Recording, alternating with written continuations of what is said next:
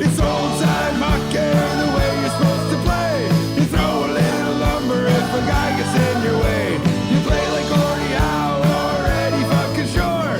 We can't all be Gretzky, some news or Bobby Orr's. Hey! International Hockey League, Detroit Vipers, Sergei Samsonov. Sergei Samsonov, who made a controversial decision to come to North America and play in the International Hockey League. He said he has absolutely no regrets. Rick Dudley, who coaches in the International Hockey League, told me that Sergei Samsonov would have eaten major junior hockey alive this year. And he scored 29 goals in the I this year, as we said, playing against men. Does anybody remember the next Russian rocket?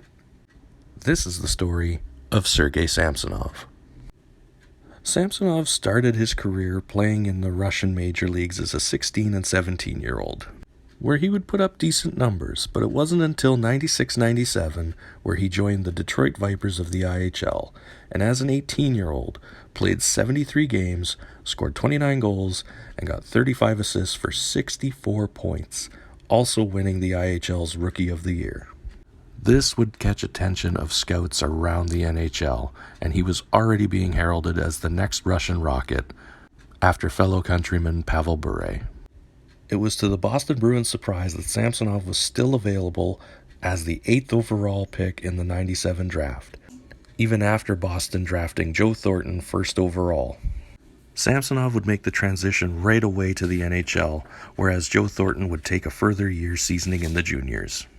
During his first season in the NHL, he would put up 47 points in his rookie year, good enough for winning the Calder Trophy, being the first ever player to win the IHL's Rookie of the Year and the NHL's Rookie of the Year in back-to-back years. The following year, Joe Thornton would join the team, and Samsonov would improve, and keep improving.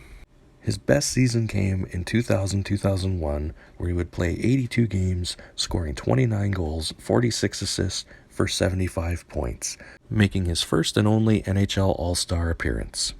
It was during the 02-03 season that he was sidelined with an injury, only playing in 8 games.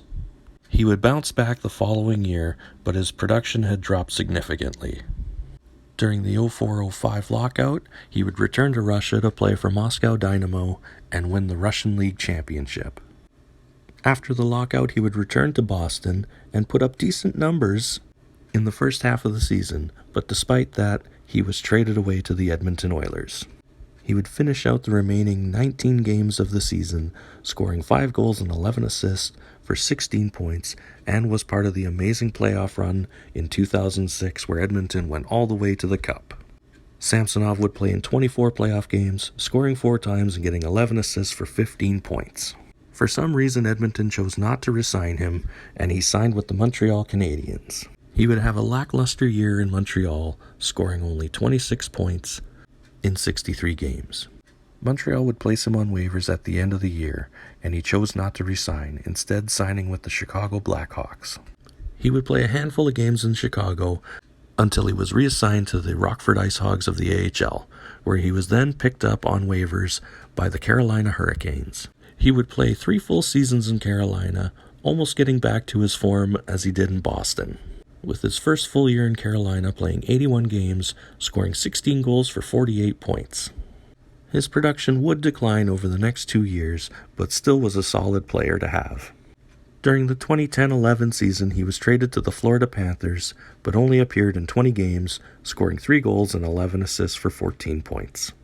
He would officially retire after the 2010-11 season, with a total of 888 games played, 235 goals, 336 assists, for a total of 571 career points. During his career, he represented Russia at the World Cup in 2004, won 2 bronze medals at the 96 and 97 World Junior Championships, and represented his country during the 2002 Winter Olympics and earned a bronze medal. Since 2014, he has been a developmental coach with the Carolina Hurricanes, where he is to this day. It's old time.